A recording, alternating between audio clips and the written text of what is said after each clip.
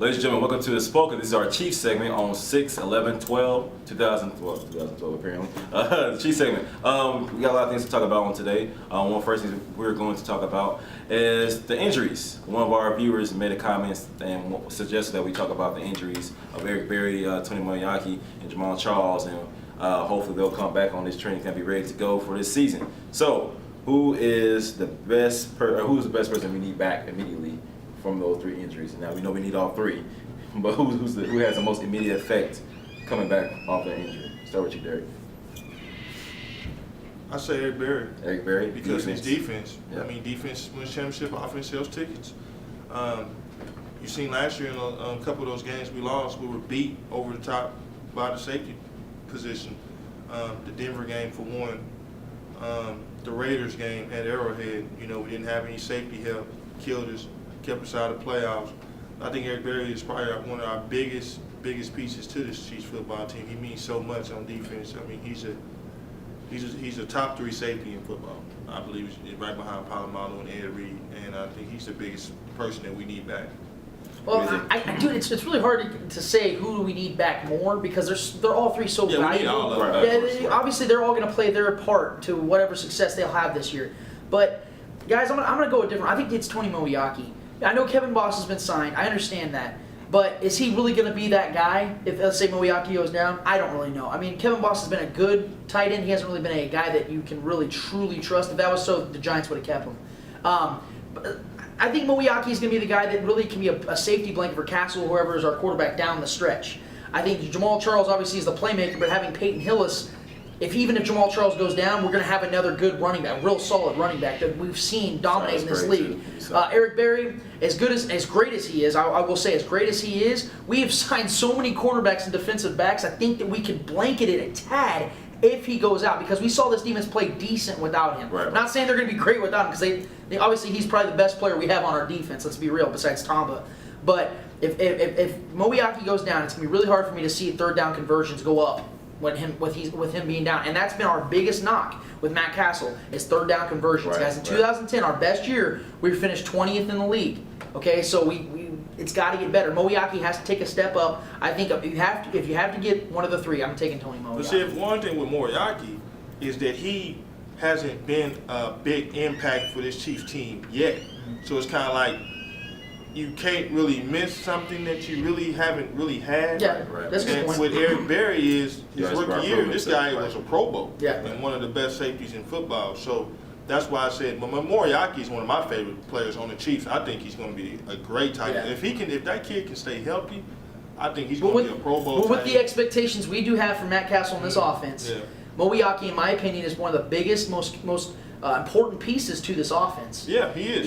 Even up there with Jamal Charles. Let's be real. So I'm going to have to see. I'm expecting him to take that next step because when he did play, he was up there with all the rookies. When he played at tight end, he was up there with all of them, with receiving yards, receptions, touchdowns, all of it. So I understand what you're saying. He was up there with the rookies, but like when I say Eric Berry, I mean Eric Berry was up there amongst the league's best. That's why it's so difficult for me to choose between these three. He's a Pro. Well, speaking on expectations, what are some realistic expectations for Dontari Poe, our first round draft pick, number 11, 2012? Well, like we talked about before we started filming, since 2006, the Chiefs have taken at least 3 or 4 defensive linemen in the draft, and so far they really all haven't panned out necessarily. So obviously there's an expectation beyond really what's fair to Dontari Poe as far as being the first round selection.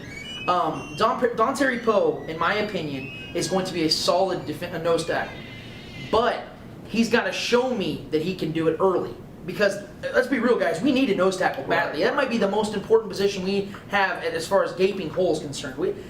Besides, let's be real, quarterback. That's my opinion, but let's be real. If you're just looking at this, the big picture, okay, that was the biggest hole we had on this team. And obviously, he's got so much pressure on him. He's got to live up to it, guys. Let's be real. It's unfair, fair. Doesn't matter. He's got to live up to it. I expect to see a decent year from him, but I think we're going to have to give him a little bit of slack, knowing he is a rookie, came from Conference USA. Didn't really play a lot of tough competition, but athletically, physically, this guy is a beast. He's a monster. I look to see some decent things in the future, but this first year, I look to see him have about a C+ to a B- season. Yeah, because I think he has one thing you can't teach, and that's talent and athleticism. And I like to pick even more since Cornell's the head coach. Right.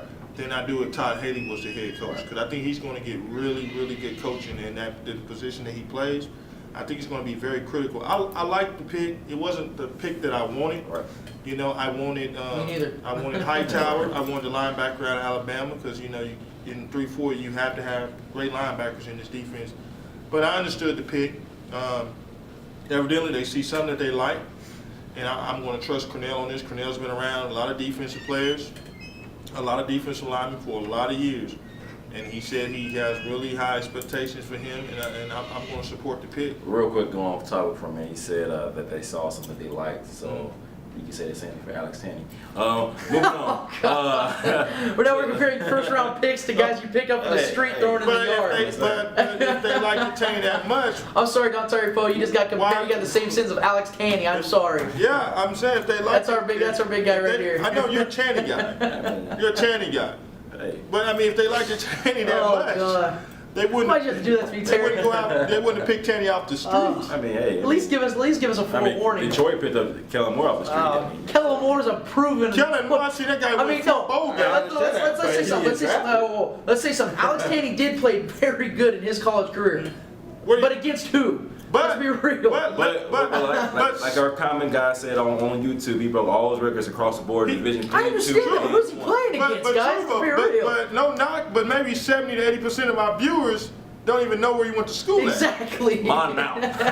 Lexington and Monmouth. Let's get it right, all right? Jeez. Yeah, I mean, I've just learned something new. I didn't know where he went to school. I thought they picked him up while he was shooting dice or playing spades, and somebody knocked on the door from the Chiefs and said, "Hey, can you throw the football?" The guy said, "Yeah, open the window." He throws it. I didn't know where the guy. Some guy showed up at Arrowhead and could hit his cousin going down the street in the F-150. I don't know. Moving on. Ooh. Let's see that. Castle's been a Pro Bowler. Oh, here we go. Castle's been a Pro Bowler. Not selected. Open receiver. Not selected. He can't hit Leonard Pope was 6'8" consecutively. Consistently, I should say. Castle's a starting quarterback. Anyway. That is. He's not trying to make this team. Remember that. He's on the team. There's a big difference from By trying to make. So is Brady Quinn and Brady Stanley. But you digress. But those guys are going to be in the Chiefs uniform. But we digress. Yes. But we digress. So, what do you see the big differences between Todd Haley so far and Romeo Cornell as head coach? I mean, you think teams, of course, apparently we saw how well the team responded to Cornell. Green Bay game, prime example. They came here, beat the Super Bowl defending champs here at home. I picked that game too. I picked that game. I picked him to hit Green Bay in the mouth. Yeah, I gotta give somebody on this panel. I said you guys were delusional. I said you were delusional. Somebody on this panel. I'm not gonna say no names. Somebody on this panel. I'm sorry. Said that I was delusional for picking my Chiefs that I love. That's actually the word I use. I use delusional. That I love. I didn't eat just one crow. I ate about 6. So. Them beating Green Bay Had a was buffet not of crow. surprising to me. I knew they'd beat him. I thought they'd beat him by more. Buffet of crow territory. So Cornell's going to get a better response from the team than Haley will. I love the coach. I love the pickup by Cornell, keeping Cornell. I love the fact that with Haley was a guy that rubbed a lot of the players wrong with some of his antics. He didn't get a lot of respect from around because the way he did things. You can't coach everybody. If you're going to be a coach, you can't coach every player the same way. Right. You can't get in every guy's face. Some guys you can get in their face and hit them for the same thing. Some guy might make the same mistake, but you got to go at him a different way. Right, different approach. A different approach because they're different personalities. You can't be rah-rah in everybody's face. Oh, you idiot, or this and that. You can't drop F-bombs to these guys every single play. Cause Right. at the end of the day, these are grown men with wife and kids. They're not going to play for you. You continue to F-bomb them from everything. With Cornell, he's laid back. He gets his message across way better. He's more respected. Been around the league a long time. Coached a lot of great players. Championship resume. Yeah. And I really like to pick up. If you couldn't get somebody like Bill Cowher, which I didn't really expect him to do, I thought Cornell was the right guy because the players are playing for him. Yeah, and what X Factor told me one time is that he said that Pioli didn't originally want Todd Haley. That's what I've heard. Okay. And that was because there was really nobody else to choose from back at that time. Obviously, it didn't work out because Haley and Pioli did not see eye to eye. So obviously, you're going to see a much better, more motivated team when they actually get a guy they respect. And let's be real, guys. Todd Haley was not very respected. I know a lot of guys were upset. Jackie Battle was upset. All these other guys were upset, but let's be real, guys. We saw the results. Right. Okay, and I understand teams usually play better when they get a new coach. They get a little motivated, get a little hyped. They start winning games. But there's something like you just said. There's pedigree to what Romeo Crennel's done. His resume shows it. 5 Super Bowl rings. This guy has been a part of some seriously winning franchises with some seriously great players and coaches. This guy's highly respected around the league. And let's be real, guys. This guy, I think that teams play better when you have a defensive-minded coach than they do with offensive-minded coaches. I mean, I know there's exceptions with with Sean Payton and guys like that, but if you look around the league, guys, most successful coaches were defense first. So I'd look to see a better team this year, much better team than we ever saw with Todd Haley. I know Todd Haley didn't have all the talent he does now, Right. but I look to see him more motivated. It's a tougher team. And the one thing I didn't really, what to hurt the team, and I didn't think Haley was the best pick for the team because the Chiefs were such a young football team, and then you put a young coach in there with a young football team, so everybody's learning at the same time. I agree with that. He's learning to be a head coach. Right. They're learning to play in this league. Right.